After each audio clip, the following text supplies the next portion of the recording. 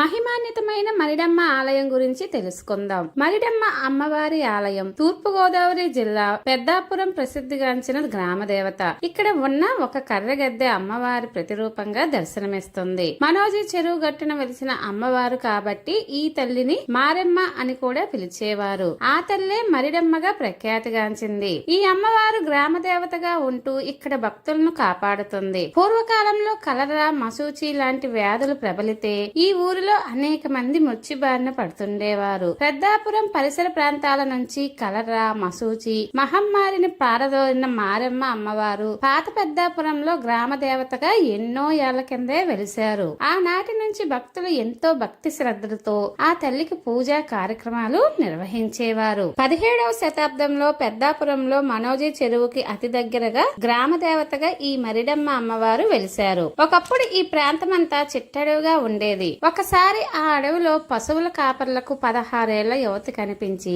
నేను చింతపల్లి వారి ఆడపడుచును, నేను ఈ ప్రదేశంలో ఉన్నానని మా వాళ్ళకి చెప్పండి అని చెప్పి మాయమయ్యింది. ఈ వింతను చూసిన పశువుల కాపర్లు వెనువెంటనే చింతపల్లి వాళ్లకు జరిగిందంతా చెప్పారు. అంతకు ముందే మరిడమ్మ అమ్మవారు చింతపల్లి వాళ్లకు కలలో కనిపించి మనోజీ చెరువుకు సమీపంలో ఆలయం నిర్మించవలసిందిగా ఆజ్ఞాపించారు. ఆ చింతపల్లి కుటుంబ సభ్యులంతా కూడా ఆ మనోజీ చెరువు చుట్టుపక్కల ప్రాంతాలన్నీ వెతకగా వారికి పసుపు పూసిన ఒక కర్రగద్దె అమ్మవారి రూపంగా దర్శనమిచ్చింది. ఆ గద్దెను అక్కడే ప్రతిష్ఠించి తాటాకు పాక వేసి ఆనాటి నుంచి ధూప దీప నైవేద్యాలు చెల్లించి ఆరాధించడం ప్రారంభించారు. మరిడమ్మ అమ్మవారు సామర్లకోట చింతపల్లి వారి ఆడపడుచు. ఇప్పటికీ ఆ వారసులే ఇక్కడ ట్రస్టీలుగా వ్యవహరిస్తున్నారు. వారి కులదేవత పెద్దాపురం పట్టణంలో వెలిసిన స్థానిక ప్రజలనే కాకుండా యావత్ ఆంధ్రావన్నే కాపాడుతున్న అమ్మవారిగా ప్రఖ్యాతి గాంచింది. ఈ మరిడమ్మ అమ్మవారి జాతర ప్రతి సంవత్సరం జ్యేష్ఠ మాసంలోని అమావాస్య నుండి ప్రారంభమై